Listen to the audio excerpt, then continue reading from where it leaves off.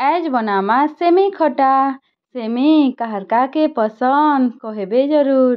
तो सेतिर लगी आमे सेमी आउ बैगन के नहीं जिमा। तो सेमी के भल से धुई धुआ दमा, बैगन के भल से धुई धुआ दमा। तापरे बैगन के छोट छोट करी काटी दमा। सेमी आउ बैगन के समान साइज रे काटी दमा कहे कि सीझबा दुईटा एका संगे। तो एका संगे सीझबार लगी हेले समान समान करी काटी देमा। बैगन भी जल्दी सीझी जासी और सेमी भी जल्दी सीझी जासी। मुईटा प्रेसर कुकर रे सीझे दउछे। टिके सुँ सुँ करले जल हेई जासी न बोली करी मुई जल्दी सीझी जासी। हेतिर लगी मुई प्रेसर कुकर रे सीझी दउछे। इटा कड़े रे भी सीझे पारबे। तो नून हल्दी टिके दे दमा और प्रेसर कुकर रे सीझे दमा। सुँ सुँ करले बंद कर दमा। तो इटा सुरसो जीरा मिर्चा नहीं जिमा ताके भल से ग्राइंड कर दमा। लहसुन भी दे पारबे।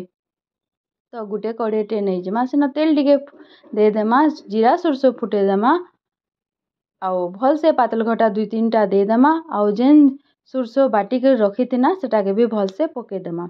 नून हल्दी तो आगरू दे थिना सेटा के सोर करी किना सेतकी हिसाबे टिके टिके पके दमा जेनता कि भल से लागबा। तो भल से इटा पातल घटा संगे सुरसो बटा भल से मिसी जीबा हेन्ता हिसाबे ताके आमे रांधी दमा। तो हेई गला परे देखुन चुपी चुपा दमा पातल घटा के टिके बिली जीवा बोली करी। तापरे आमे जेन सीझे के रखी थिना जे सेटा के पैन रंगे एका पके दमा। तो इटा बेसी पैन करले भी भल लागसी और सुखा सुखा करले भी भल लागसी। तो मैं दुई प्रकार बनासी। तो बाकी आजिका टिके अरुआ भात करी छे। तो इटा टिके झोल टिके हेले भल लागबा खटा टिके नी हेले अरुआ तुन बने नहीं लागे। तो हेतिर लगी मुई आज झोल करी छे। इटा सुखा सुखा करले भी बढ़िया लागसी। तो इटा आमे भल से डबके दमा। डबकी गला परे आमर सेमी बैगन तुन हे गला। तो ई तुनटा काहा काहा के पसंद आर मोर रेसिपीटा केनता लागला कमेंट करबे। जदि भल लागला बेले कमेंट करबे भल लागला। आमर सेमी तुन तो रेडी ही गला न।